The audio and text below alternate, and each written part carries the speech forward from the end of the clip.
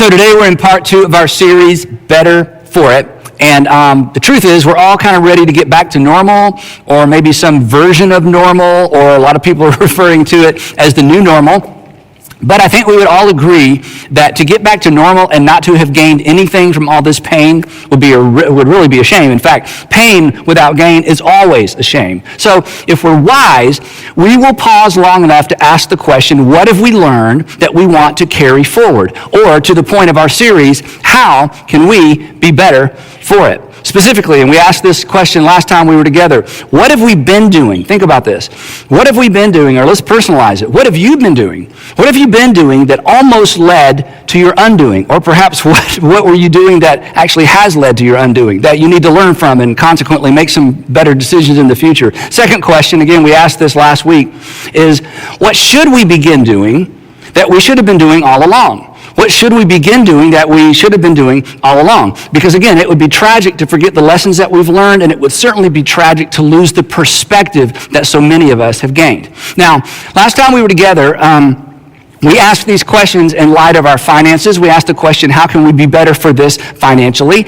And I poked around a little bit, asked you some difficult questions. For some of you, it was a little bit offensive because you're right in the middle of a financial crisis, and here I am asking, hey, what decisions do you need to make to ensure this doesn't happen again? Or what financial decisions can you make to ensure that you're better for it next time? And it seems a little bit early, but as we talked about last week, it's not too early. Then we asked the question, how can we be better for this relationally? Because quarantining has caused some of us, or have allowed some of us, to learn some things about our family, our marriages, our friendships that, we've just neglected over time. So we asked the question, what have we learned relationally? How can we be better relationally? What have we learned that we can carry into the future? And then I asked, how can we be better for this personally? And we probed around a little bit as it relates to your faith. What are the questions you're asking maybe for the first time, or what are the questions that you're asking for the first time in a long time? Now, today we're going to go in a little bit different direction. Today we're going to do a little bit deeper dive because, and you know this, simply wanting to be better for this, simply intending to be better for this, means that nothing may happen as a result, because simply wanting, intending, and wishing doesn't require anything of us, and it won't bring about any change. For there to be actual change, you have to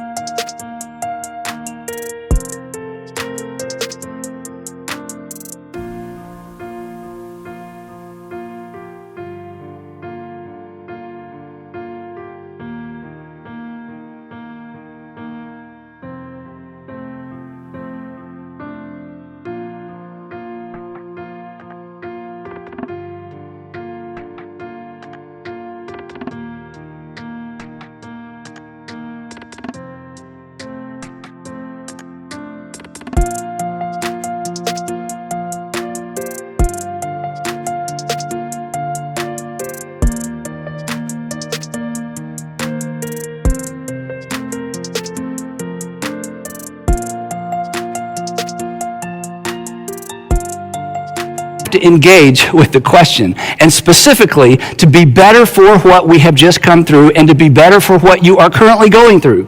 You have to engage your superpower. That's right, your superpower. You have a superpower. Here's your superpower. It is that innate ability that empowers you right now to be better for actually anything that comes your way, or when you think about your past, it empowers you to be better for anything that has come your way or came your way. Now, you know this. We have no control over what life throws at us, right? Think about it. 6 months ago, social distancing was for people like me, introverts. 6 months ago, kids were throwing toilet paper into trees. 6 months ago, if your mama heard you'd missed church for 8 or 9 weeks, she would be convinced that you are going to hell, right? So much has changed. We didn't choose this pandemic, right? We didn't choose this parentheses in time. We didn't choose the pandemic. It actually chose us. But, and here's the point, it left us with choices. It left us with choices. And this is where your superpower comes in. This is where your superpower comes in. Your superpower, as we're going to discover, in fact, as we begin talking about this, it's going to remind some of you of your own history. Your superpower actually empowers you to turn bad things into good things. It empowers you to turn wrong things into right things.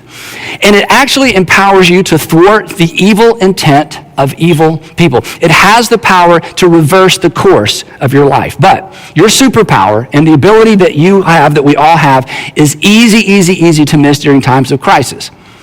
And if you lose sight of it, especially in times of crisis, and especially in times of adversity, you will become a victim.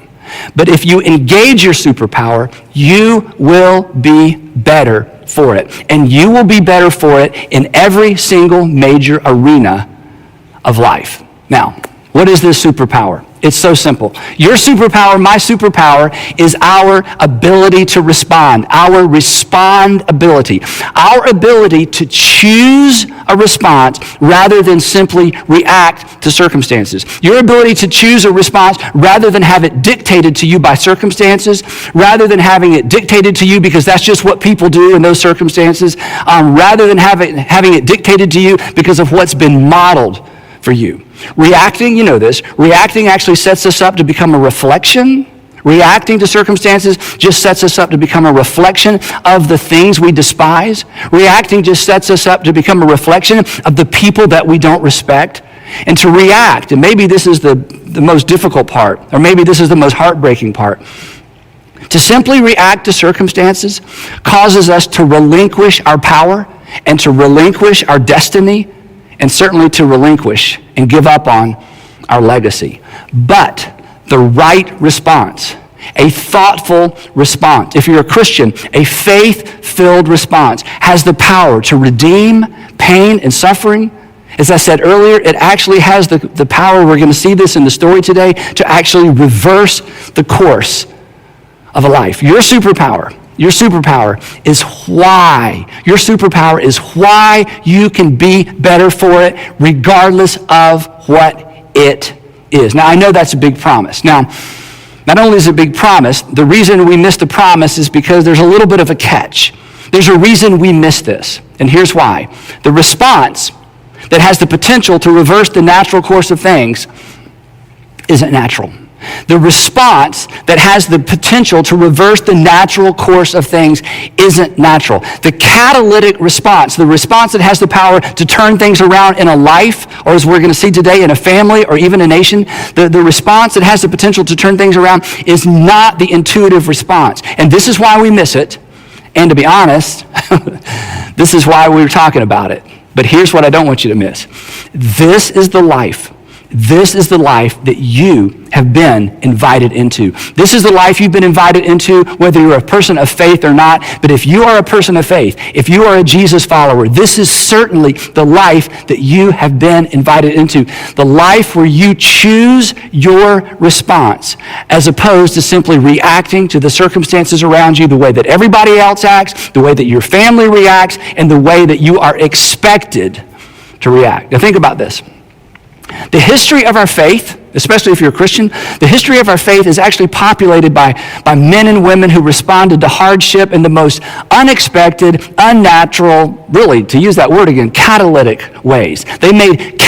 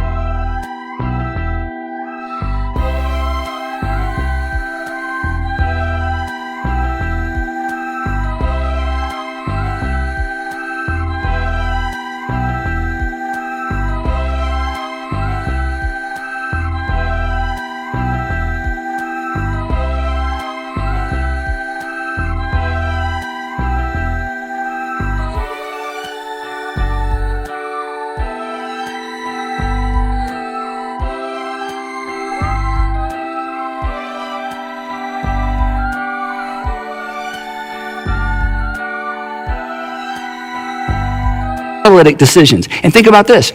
At the epicenter of our faith, if you're a Christian, at the epicenter of our faith stands a man who, think about it, who surrendered to his enemies, who chose not to defend himself at his trial, and chose not to save himself, and as a result, saved others.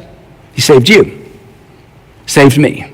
The point being this: never, ever, ever, never, ever underestimate the power of a measured response. Never underestimate the power of a measured response.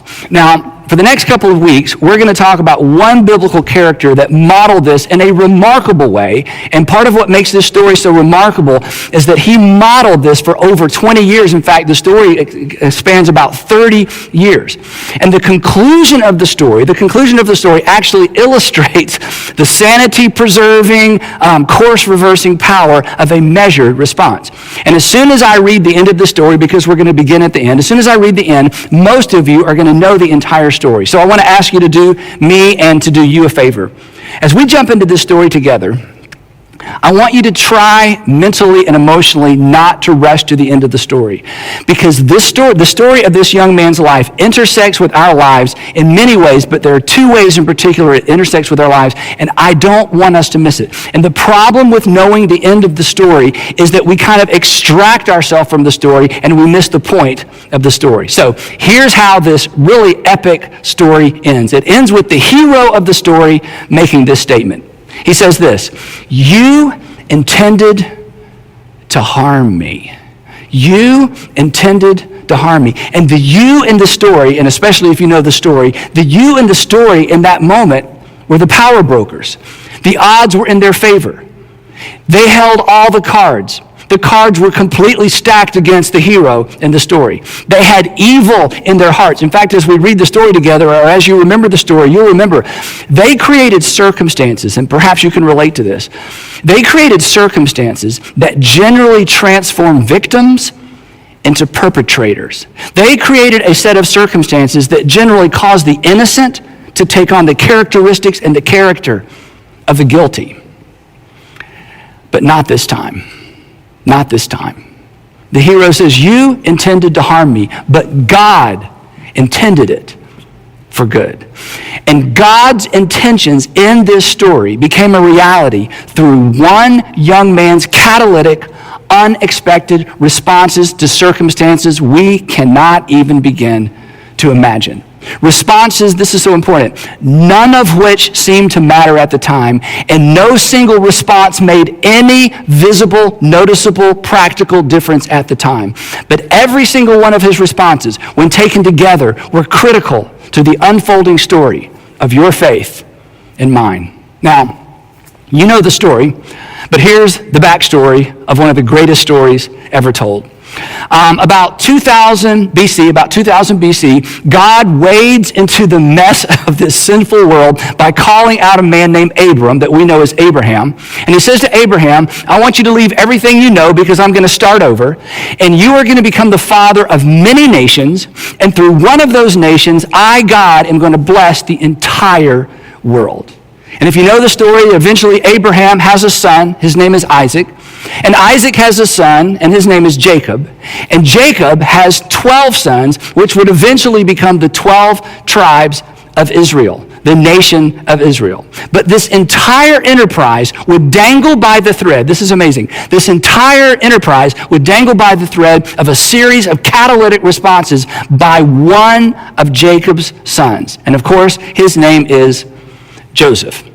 Joseph was Jacob's favorite son by Jacob's favorite wife, which is kind of a story in and of itself. But because he was the favorite son and because he was the favored son, his 10 older brothers did not like Joseph. Now, and part of the reason was this. From time to time, Jacob sort of protected Joseph from the brothers, but from time to time, he would send Joseph out to check on his brothers to see how they were doing. And from time to time, he would come back with a not so favorable report. So on this particular occasion that sets up the story, Joseph is approaching his brothers. They're miles from home. They're tending sheep. And as they see him coming, they begin to talk about Joseph. And by the time Joseph gets to their campsite, they've decided they're done.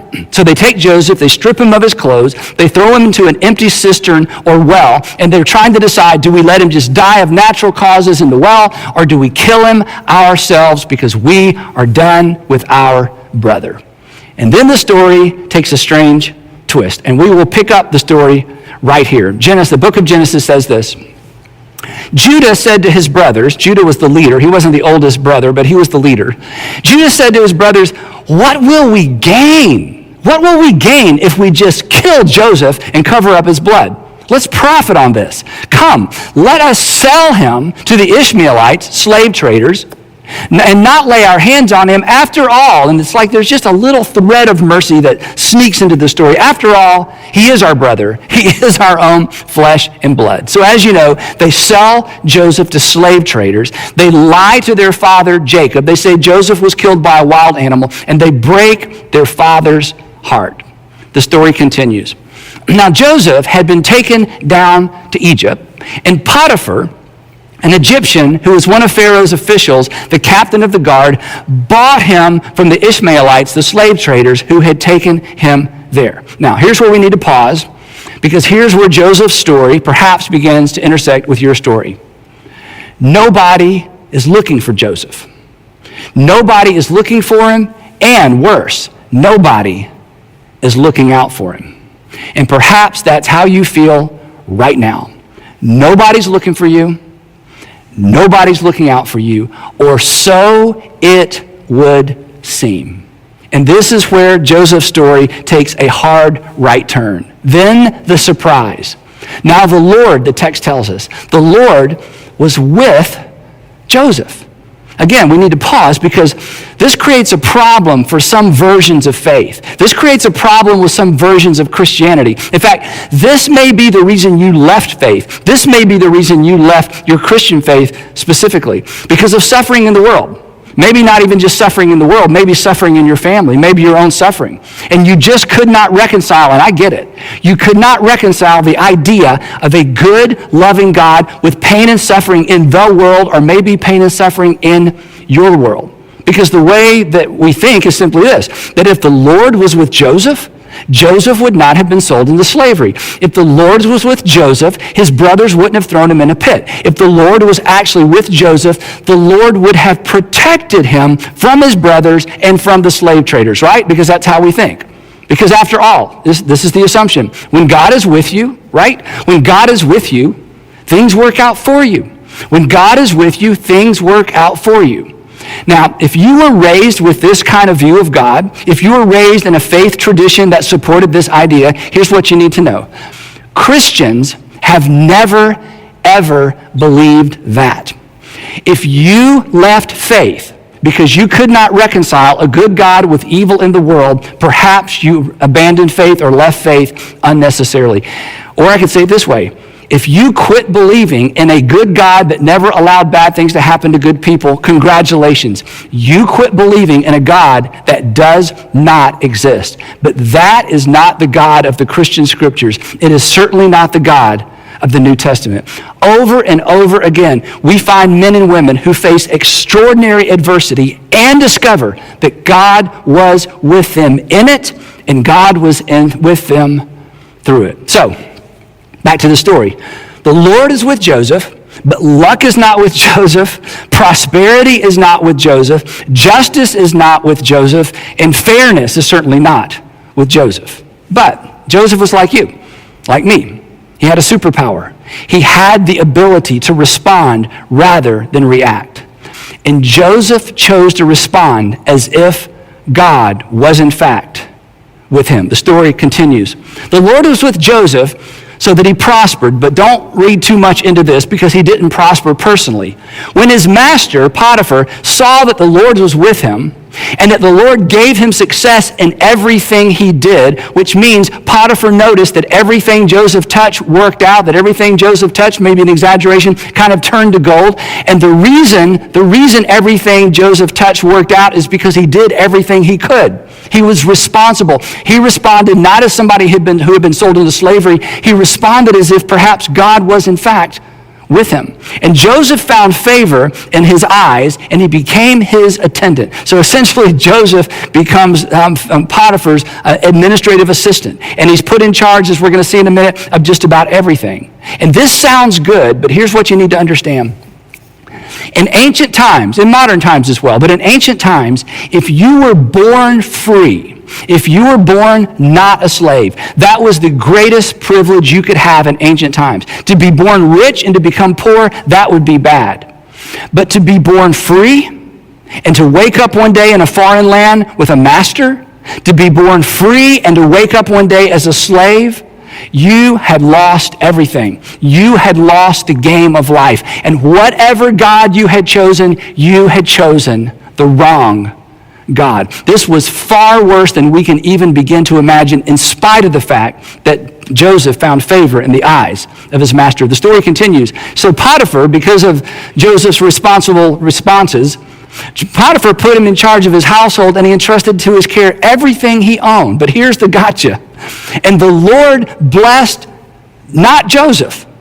The Lord blessed the household of the Egyptian because of Joseph, to which you want to say, but wait a minute, where's justice in this world, right? Why not bless Joseph? Why bless his master? Why not bless the slave Joseph, who has responded so well to all these outrageous circumstances? But in spite of that, Joseph continued to respond as if God was with him. In fact, Joseph models for us something extraordinary. Joseph responded as if God was with him when it looked as if God had in fact abandoned him. And this is so amazing. And here's why this is so amazing. Unlike us, Joseph has no scripture. Joseph has no Bible. In fact, Joseph has no religious literature. There are no miracles. There are no voices. No angels appear at his bedside to say, hang in there, Joseph. God is with you. You're going to get through this. Joseph had none of the advantages that we have when it comes to enduring faith. Joseph just decided that he was going to live in light of the stories Jacob, his father, had told him about Isaac, his grandfather, and his great-grandfather, Abraham. He decided to respond as if God was with him. Which brings me to this. And we're going to come back to this a couple of times today, and we're going to come back to it next week as well. This is the question I hope this series will cause you to wrestle to the ground, because this is the life-changing question.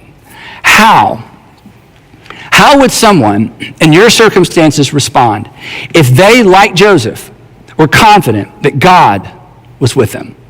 How would someone in your circumstances respond? I'm not asking you to do anything. I'm not asking you to respond. I'm just asking you to think about this question. How would someone who is like you, who found themselves in circumstances like your circumstances, respond if, like Joseph, they were absolutely confident that God was with them? And when I say circumstances, it may mean your entire life circumstance, or it may be a particular area that you're going through right now where there's adversity, maybe with family or finances or a job or a relationship.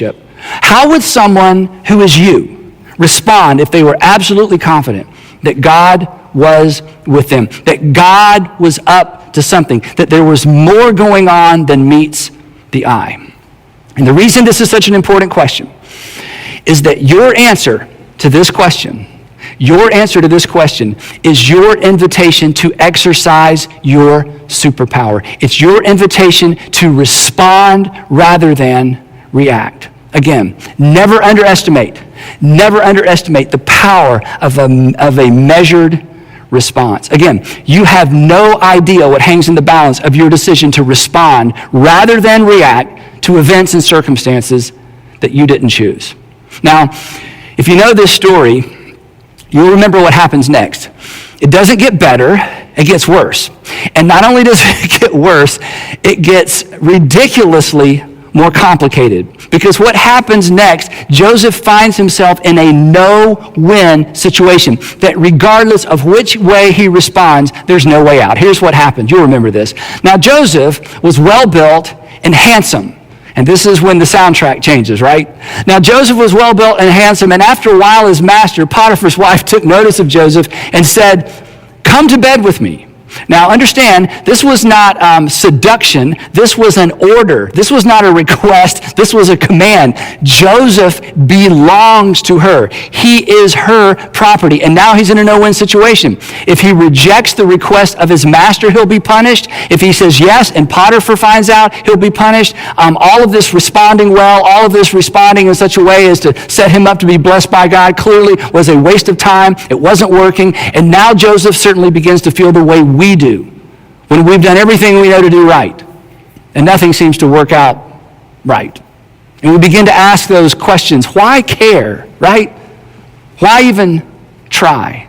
In Joseph's case, there is no potential for a happy ending. Not only will he not be better for it, he knows he will probably be dead for it. But in spite of that, Joseph deploys his superpower. And the text says that he refused. And here's what he told Potiphar's wife. He said, "With me in charge, my master does not concern himself with anything in the house. Everything he owns, he has entrusted to my care." And then he shifts gears just a little bit. No one is greater in this house than I am. My master has withheld nothing from me except you.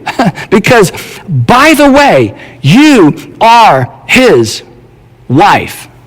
But then the shocking, unexpected, who does that part of his response. Listen to this. And he says, "How could I do such a wicked thing and sin against God?"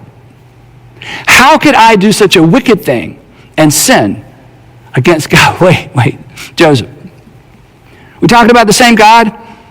The God that's responsible for your oh-so-impressive resume. Joseph, let's just review your resume real quick. Joseph Jacobson, kidnapped once, sold twice. This is the God you're going to remain faithful to? The God who hasn't done anything good for you lately, that God?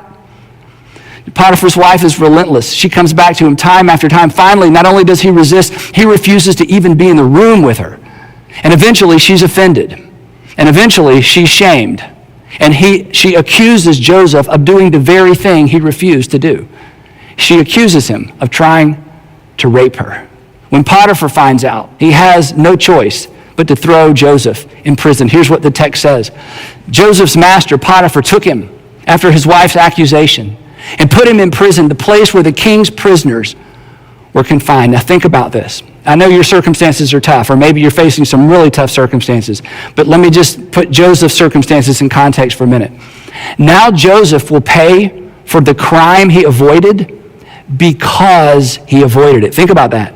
Now he's going to pay for the very crime he avoided. And why is he paying for it? Because he did the right thing, because he avoided it. And now he has to update his resume, and it looks like this. Joseph Jacobson, kidnapped once, sold twice, framed, in prison. The point being that bad things have been happening to good people for a very long time, even people that God is with. Now, we're going to pick up the storyline right there next time, so please don't miss next time. But in the meantime, here's what I want you to do. In fact, here's what I want all of us to do. I want us to all wrestle with this question. On the surface, it's a bit of a terrifying question, but ultimately, it's a liberating question. And our question is the question I've already asked. How? How would someone in my circumstances respond? I know how other people react to these circumstances. I know what's modeled for me. I know what's expected of me. But how would someone, like Joseph, how would someone respond, in my circumstances, respond if they were confident, if they were sure that God was with them, that God is up to something, that there's something that God is up to that hinges on my response, that hinges on my decision not to react, but to respond as if God is with me. Again, your answer to this question is an invitation. Your answer to this question is your invitation to exercise in that area of life your superpower, your respond ability. And I'm confident of this even though I don't know your story. Your willingness to respond rather than react is your best play. It is your best way forward. It is the way that lays the groundwork for God to do something unusual in your life, in your current circumstances. And if you'll act on this question, you will emerge better for it, and you will not emerge bitter for it. Again, never underestimate, no matter what you're going through, never underestimate the power of a measured, faith-filled response.